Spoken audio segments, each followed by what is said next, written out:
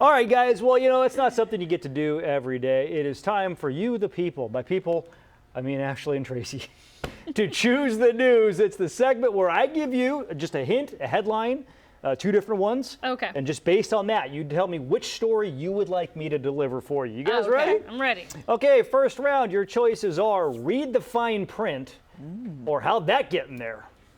What you like, Ash? How'd that get in there? Okay, let's go. All right, we're going with how'd that get in there.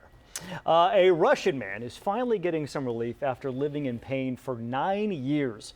Doctors did some scans, and they found this.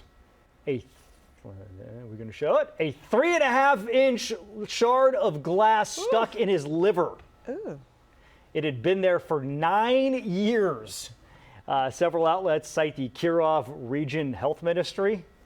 Going to be honest, I can't read Russian, so I don't know exactly what it said, but the ministry said that the man had constant pain, you think, finally decided to get it checked out once again after 9 years. Whoa. Wow. Apparently removing the glass was a delicate procedure because the liver is kind of an important organ and apparently has quite the blood supply, so you could bleed a lot. Doctors say it's a miracle it didn't get infected. What's really weird, though, is the man does not know how it got there. No. He told doctors he has no history of trauma, wasn't stabbed or anything. My question is, does he just not remember it?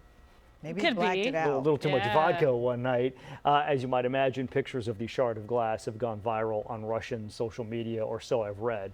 I don't have any Russian social media accounts. So. Okay, round two, guys. Your choices are bad vibes or you sly fox.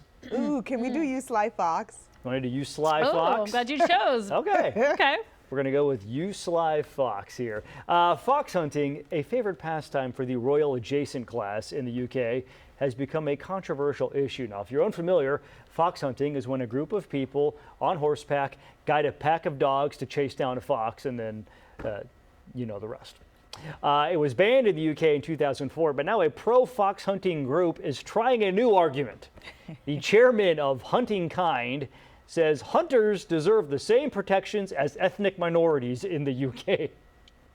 Ed Swales said that a leading human rights lawyer told him hunters unequivocally qualify for protection under UK law.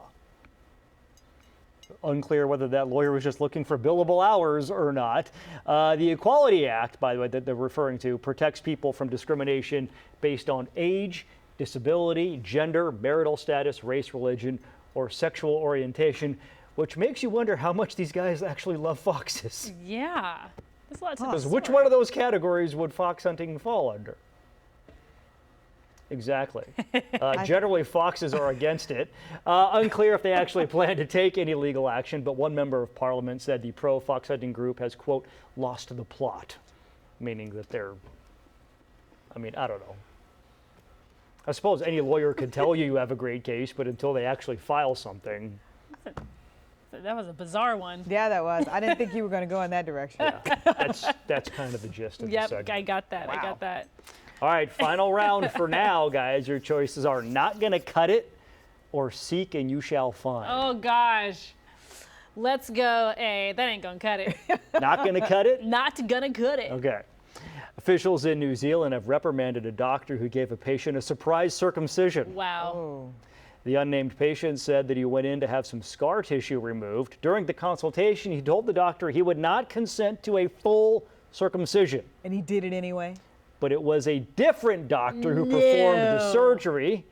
The man said during the pre-op consultation, the doctor appeared to be confused and looking over his files. So when he was wheeled into the operating room, he once again stated to everybody in there, I do not consent to a full circumcision. And they did it?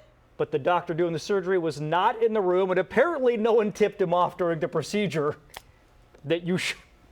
This is also one of those operating rooms that has like a theater, so there's people watching. Watching? It's like Grey's Anatomy. So there's like any number of people that could have said, hey, by the way, the guy said. Days later, after taking off the bandages, the man realized that his kiwi had been skinned. Long story short, he filed a complaint. Regulators determined the doctor messed up. Okay. And they ordered compensation. I mean. No one tipped them off. The compensation, an apology letter. No. Dear patient, sorry about that rando circumcision. I guess I got a little scalpel happy. Please forgive me. Signed, Dr. Scissorhands. Apple. This is not real. This is real. So that's where the apology letter not going to cut it in this case. Scalpel happy. That's just wrong. That's so awful. I mean, that could change the course of his life. I mean, he has claimed some, in his lawsuit, he's claimed some other issues. But I mean, I suppose mistakes happen, but like, really, apology letter is the recompense here? I feel like he deserves more than that, right? I would think so. I mean, you might be surprised to know I'm not an expert on New Zealand medical laws, so I don't know. But it just feels like cosmically he deserves something more. Yeah, that's not right. Everybody in the room should be held accountable. If you heard him verbally say it, you feel like you had some, I don't know, to say something. Yeah.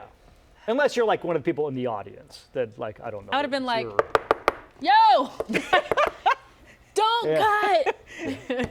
All right, guys, so that was Choose the News. Yes. The next hour, we're going to have the leftovers, which are the stories you didn't choose, because I'm not going to write 3 stories and have them go to waste.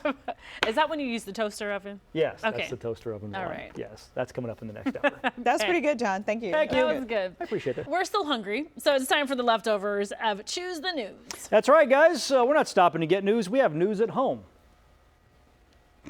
Never mind. I was All right. 60%. Remember that, John. So you think you pay attention 60% of the time?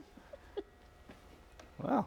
All right, guys. These are the stories you didn't pick last hour when we did Choose the News. Do you remember when I gave you the hint, read the fine print? Remember read the fine print? Yep.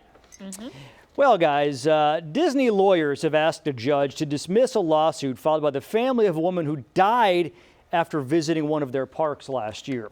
According to Newsday, the woman, who was a doctor from New York, ate dinner at a restaurant in one of the parks in Orlando. She told the server she had a severe allergy to nuts and dairy. The server assured her her meal would be allergen-free. Something obviously went wrong. The woman had a severe allergic reaction and died. Her husband then filed a wrongful death suit against Disney. But now the companies or lawyers are trying to get that thrown out because, get this, her husband is a Disney Plus subscriber. Apparently, he signed up for a 1-month free trial, and buried somewhere in the terms and conditions was a clause that said users would settle all disputes with the company in arbitration. And the lawyers are arguing that killing his wife apparently falls under that. They also say the man once bought a ticket to Epcot, which carries similar terms and conditions. The man's attorneys have called the motion, quote, preposterous and outrageously unreasonable. Yeah. I feel like in that case, like somebody in the legal department came up with this, thought it was a brilliant strategy. I'm sure it didn't make it up to the CEO. And now the CEO is like, the bad press from this is worse than anyway. Here we go, guys. Second course. We have bad vibes. Remember bad vibes? Yes. Okay. A middle school in Texas is banning students from wearing all black clothing because of essentially bad vibes. The principal of Charles Middle School in El Paso sent a letter to parents saying kids cannot wear all black because, quote, it's associated with depression and mental health issues and or criminality. The president of the El Paso Teachers Association, Norma De La Rosa, clarified by saying that kids can wear black on the bottom or on the top, just not both. Thanks, Norma. I think we understood that part. Yeah. I agree, yeah. But remember, they're not saying it's because it causes depression. It's because it's a signal of depression, and apparently they don't want to Deal with it. They don't want somebody to be a bummer like that.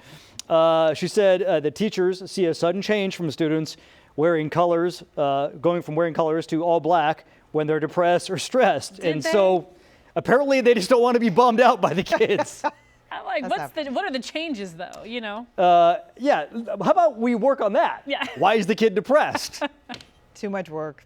As you might imagine, parents objected to the policy. De La Rosa, the president of the Teachers Association, said the policy has been put on hold while, quote, the campus and district are reviewing the proposed changes and presumably deciding who's going to take the fall for it as well.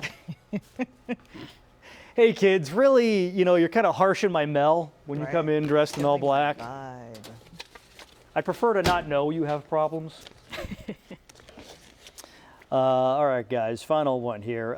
Seek and you shall find. Remember Seek and you shall find? Are you guys familiar with the band Fish? You know Fish? No. Imagine like a modern day Grateful Dead. Okay. Oh. So you can imagine what their concerts are like, right? Well, the chief of police in Dover, Delaware says his officers are going to be on the lookout for drug use at the Fish concert this weekend.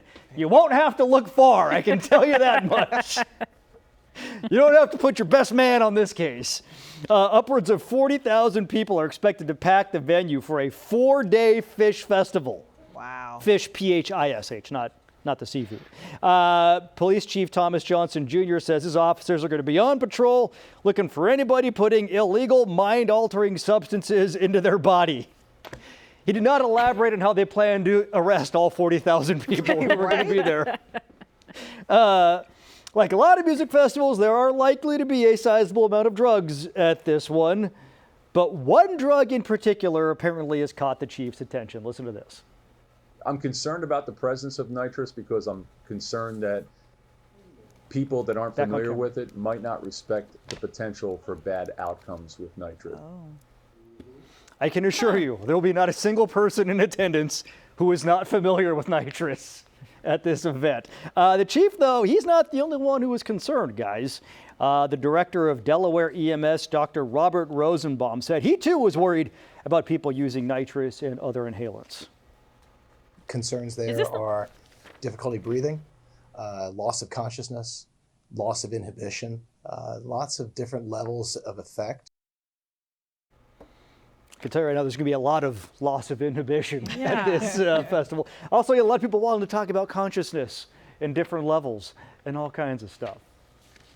I don't know if this is the first time they've hosted a music festival or first time Fish has played there, but they'd be shocked if they went online and watched some TikTok. I'm not familiar with nitrous. I just don't know. I don't know anything But about here's the thing. I feel like the crowd there will be. it. Right. He's not going to have to worry about people inexperienced with Right. nitrous. Nitrous. All right, guys, that was the leftovers. Well done. Those are the stories you did not choose. Thank you for that. job. Those were all very good. Oh, thank you. Appreciate you.